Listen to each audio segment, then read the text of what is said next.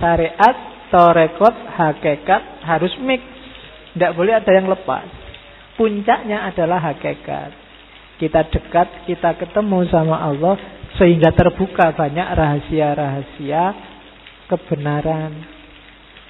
Jadi semakin banyak kita memahami dan menjalankan kebenaran, semakin dekat kita sama Allah. Itulah hakikat. Baik di level ilmul yakin, ainul yakin maupun hakul yakin.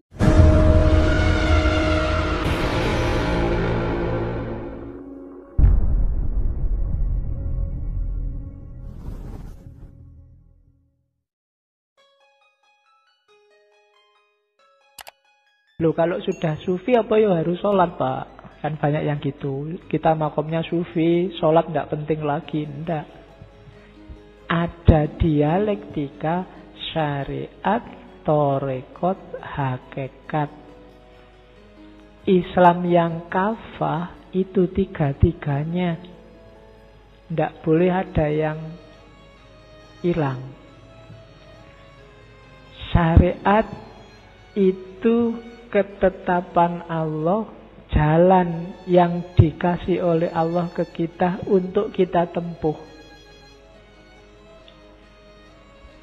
Ya jalan fisik nanti namanya fikih, jalan batin namanya tasawuf. Jadi syariat itu syarak. Jadi petunjuk agama Islam itu kan syariat din yang dikasih Allah ke kita. Ini petunjuk. Syariat ini nggak ada gunanya kalau tidak kita jalankan. Cuma menjalankannya ya jangan ngawur. Harus jelas orientasi, maksud, tujuannya, arahnya, levelnya. Ketika kita menjalankan namanya torekot. Torekot itu kan jalan. Ajaran tadi tidak ada gunanya kalau kita tidak masuk ke ranah torekot. Torekot berarti apa? Perjalanan. Tujuannya apa? Semakin dekat dengan Allah. Ya nanti ada sih yang ngarang jalan sendiri, Pak. Yang penting kan dekat sama Allah tuh, Pak. Tak ngarang sendiri aja, tidak bisa. Ya mungkin bisa ketemu Allah, tapi kalau Allah nggak berkenan gimana? Wong Allah sudah ngasih tahu, kayak kita bikin rumah, terus bikin pintu. Yang mau ketemu saya lewat pintu itu ya. Meskipun di sana ada jendela-jendela. Kalau kamu nekat lewat jendela, nggak lewat pintu, itu yang punya rumah bisa tersinggung. Meskipun kalau lewat pintu, kamu bisa ketemu yang punya rumah. Itu syariat. Jadi jalan yang diberikan oleh Allah. Kalau mau dekat padaku, kalau mau ketemu aku, lewat jalan ini loh. Yang wajib-wajib ini, yang sunnah-sunnah ini. Jangan ngarang sendiri. Ada sih bagian-bagian yang bisa kita ijtihadi sendiri, cuma jangan lupa pintu besarnya. Begitu keliru, ya mungkin ketemu Allah, tapi nanti kalau Allah manggil satpamnya, kamu bisa dipentungi. Ya satpamnya malaikat. Jadi itu syariat dan torekot. Syariat tidak ada gunanya tanpa torekot. Torekot tanpa syariat ngawur. Tidak bisa. Pak, saya sholatnya kurang khusyuk, Pak. Saya itu bisa tenang khusyuk kalau ada musik, Pak. Jadi boleh ya, Pak, sholatnya pakai headset misalnya. Jadi sambil sholat kamu dengerin gitaro, kamu dengerin. Tenang sekali, Pak, saya sholatnya khusyuk. Bisa sambil nangis-nangis, sambil dengerin lagu-lagunya. Tidak bisa. Ya mungkin pikiranmu nyampe ke Allah, tapi Allah tidak berkenan. Allah sudah ngasih rumus. Kalau ingin dengerin lagu, ingin batinmu tenang, jangan dalam wilayah sholat. Ketika sholat, Allah ingin ngobrol padamu secara privat, tidak terganggu apapun yang lain. Dengan etika yang sudah dirumuskan itu. Itu torekot sama syariat. Kalau kita sudah paham syariat dan menjalankan torekot, kita akan ketemu hakikat. Hakikat itu kebenaran. Kita jalan menuju Allah dan sampai tujuannya ketemu Allah beneran. dengan berbagai wujud, level dan modenya. Disitulah kita akan ngerti hakikat. Hakikat itu ketika kita mantuk-mantuk, oh ini toh maksudnya, ini tuh rahasianya, kayak gini tuh kebenarannya. Itu namanya hakikat. Dari kata-kata hak. Ternyata hidup ini tidak penting. Oh ini tuh indahnya akrab sama Allah itu hakikat. Hakikat tidak bisa cuma dipikir. Hakikat tidak bisa cuma dari aktivitas. Harus masuk ke dalam. Ngerti rahasia-rahasia. Ngerti pengetahuan-pengetahuan yang hanya bisa diperoleh lewat torekot tadi. Makanya ya pengetahuan bahasa Arabnya makrifat. Dari situlah orang terbuka, bahasa Budanya pencerahan, bahasa Baratnya Renaisan, menemukan kebenaran. Cuma kalau Renaisannya Barat kan 50%, dia baru menemukan kebenaran rasional. Sementara dalam diri manusia banyak kebenaran-kebenaran yang lain yang mengejarnya nggak cuma lewat rasio. Jadi pedomani syariat, jalankan dalam torekot, kita akan menemukan hakikat. Ya nanti kalau menurut Syekh Arsyad, hakikat itu ada yang levelnya ilmul yakin, ada yang levelnya ainul yakin, ada yang levelnya hakul yakin. Ilmul yakin itu pakai akal. Kalau ainul yakin tidak cuma akal, sudah ilmu, sudah mendalam. Kalau hakul yakin tidak lagi ilmu, tapi penghayatan, pengalaman ketika sudah dijalankan. Jadi itulah kebenaran. Kebenaran kita ada yang levelnya akal, ada yang mendalam sehingga levelnya ilmu, ada yang sudah mendarah daging, levelnya ma'rifat. Karena kita alami sendiri, kita dalami sendiri. Jadi ilmul yakin, ainul yakin, sama hakul yakin. Contohnya, kamu lihat temenmu punya pacar, kuliahnya keteteran. Pacaran itu berarti ganggu kuliah. Ini ilmul yakin. Terus kamu teliti beneran. Kamu wawancara, kamu cari referensi, kamu penelitian lapangan, observasi, sampai menyimpulkan benar ternyata pacaran itu ganggu kuliah. Ini ilmu yakin. Tapi kamu masih belum puas. Ndak lego aku sebelum ngerti sendiri. Terus kamu pacaran beneran. Kamu sendiri yang pacaran sekarang. Sekarang ngerasa ke dahsyatnya pacaran. Terus iya ternyata memang ganggu kuliah pacaran. Ini levelnya sudah hakul yakin. Kamu ngalami sendiri. Orang barat lihat kita sholat itu ilmu yakin.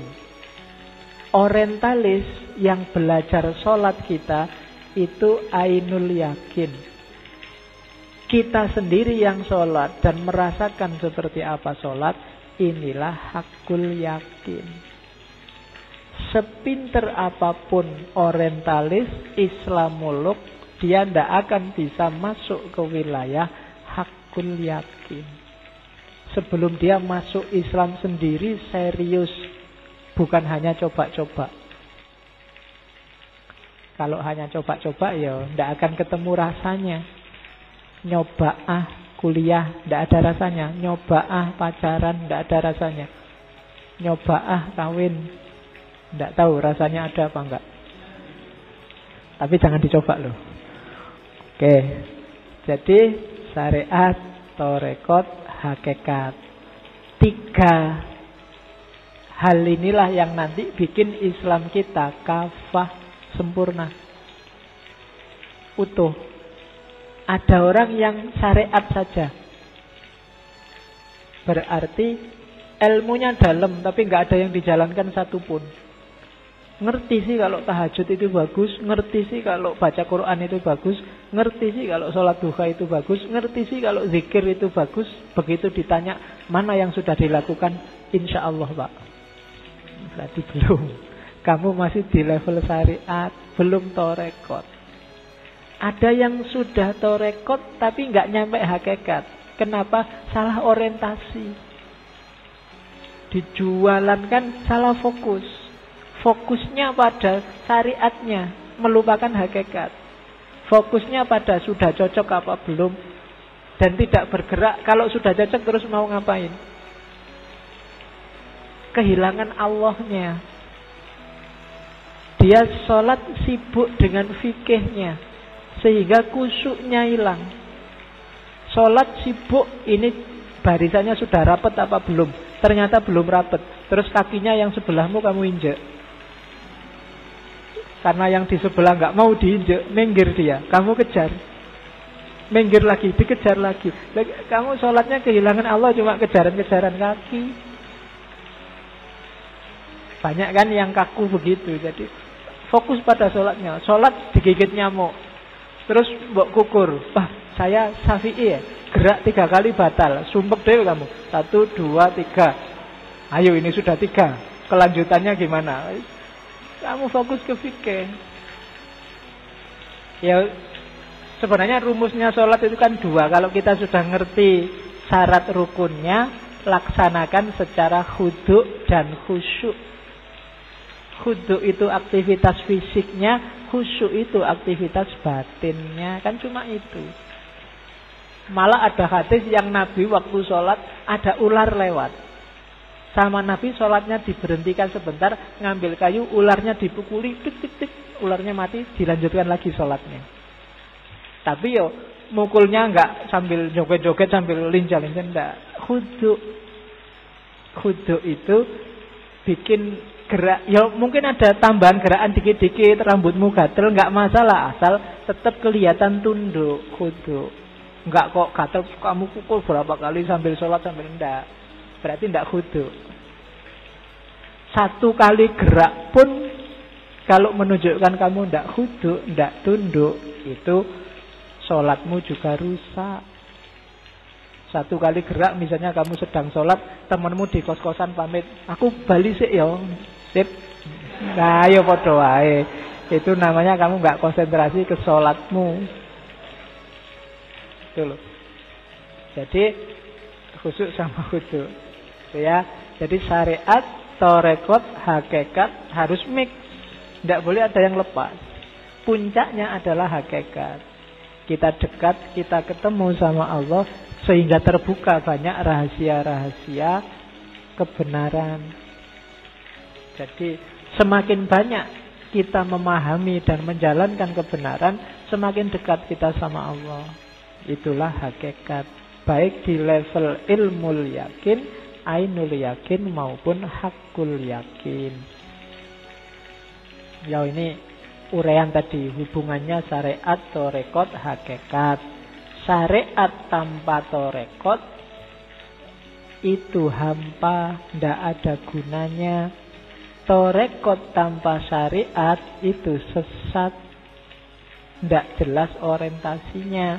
Syariat dan torekot tanpa hakikat itu olahraga. Tidak jelas mau kemana. Jadi 3-tiganya harus dialog, harus ada. Syekh Muhammad Arsyad ngambil ibarat buah kelapa. Pohon kelapa itu loh, dan buahnya. Kulitnya itu syariat. Dagingnya, degannya, dan air kelapanya itu torekot. Minyaknya itu hakikat. Minyak itu kan tidak kelihatan, tidak ada. Tapi setelah diperas dari kelapa itu baru lahir minyak. Jadi hakikat itu tidak kelihatan. Tapi kalau kamu serius di torekot, kamu nemu hakikat. Sama kayak kelapa. Minyaknya tidak kelihatan. Tapi kalau minyak ini kamu peras, kamu olah, kamu akan ketemu minyak. Itulah hakikat. Kalau kamu biarkan aja tanpa kamu peras, ya kamu menjalankan syariat sih cuma asal-asalan sehingga tidak ketemu intinya.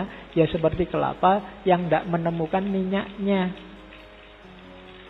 Nah itu ibarat dari Syekh Muhammad Arsyad. Hubungan antara syariat, tarekot, dan hakikat. Nah, untuk menuju hakikat tadi, syariat dan tarekot kita sempurnakan, katanya Syekh Muhammad Arsyad, lewat 3 jalur. Yang pertama musyahadah, yang kedua muraqabah, dan yang ketiga muhadharah. Musyahadah itu kayak tadi ya, apapun yang terjadi, apapun yang kita lihat, di sana Allah ada. Itu namanya musyahadah. Sambil menjalankan syariat, batin kita sibuk selalu dengan Allah. Itu namanya musyahadah. Musyahadah dari kita. Yang kedua muraqabah. Muraqabah itu satu akar kata kayak raqib, malaikat raqib yang ngawasi. Muraqabah itu ihsan. Kita merasa selalu dilihat Allah. Anta budallaha ka'annaka tarahu wa in lam takun tarahu fa innahu yaraka. Jadi di mana-mana kita melihat Allah, musyahadah, dan kita juga merasa selalu diawasi oleh Allah. Namanya muraqabah. Dan terakhir muhadharah. Muhadharah itu hati kita selalu mengingat Allah. Allah selalu hadir. Kita selalu merasa ada di hadirat Allah. Dengan 3 kelengkapan ini, syariat dan tarekot akan menemukan hakikat. Kalau syariat dan tarekot kita masih berjarak dengan Allah, berjarak itu misalnya tujuannya bukan lagi Allah, targetnya bukan lagi Allah, ya hanya itu yang kita dapatkan. Targetmu mungkin pahala, targetmu mungkin surga, targetmu mungkin rezeki lebih banyak, hanya itu yang kita dapat. Bukan berarti tidak bisa, cuma berhenti di situ, eman-eman. Kalau kita nyampe ke Allah, segalanya bisa kita dapatkan. Maka kita sempurnakan syariat dan tarekot dengan musyahadah, muraqabah, dan muhadharah.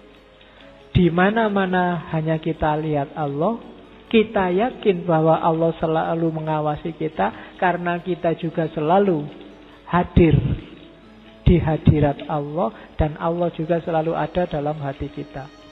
Jadi hidup serba Allah. Jadi yang zikir nggak cuma mulutnya tapi juga batinnya dan perbuatannya. Lewat musyahadah, muraqabah, muhadharah. Melakukan apapun, pertanyaanmu adalah kalau kayak gini Allah suka enggak? Allah ridho enggak? Saya mau ngaji atau enggak usah ngaji, nongkrong aja. Kira-kira Allah lebih ridho mana? Pertanyaannya begitu. Masuk kuliah atau jalan-jalan aja di mall? Kira-kira Allah lebih ridho mana? Sholat duha atau, nah itu kan selalu pertanyaanmu begitu, kamu akan lebih dekat sama Allah. Ada cewek cakep, ini tak lirik, opo ndak usah aja. Kira-kira Allah lebih suka yang mana? Ada. Jadi apapun yang dilakukan, coba dialoglah sama Allah. Kalau sudah nggak kuat untuk ngelirik, izin sebentar ya Allah. Wah. Oke, jadi itu namanya apa? Musyahadah, muraqabah, muhadharah. Saksikan Allah di mana-mana. Ingatlah bahwa Allah selalu mengawasi kita dan hadirkan Allah dalam setiap detik kehidupan kita. Maka tarekot kita yang tadi dasarnya syariat akan menemukan hakikat. Hakikat itu kebenaran yang sejati, yang untuk itulah kita ada di muka bumi ini.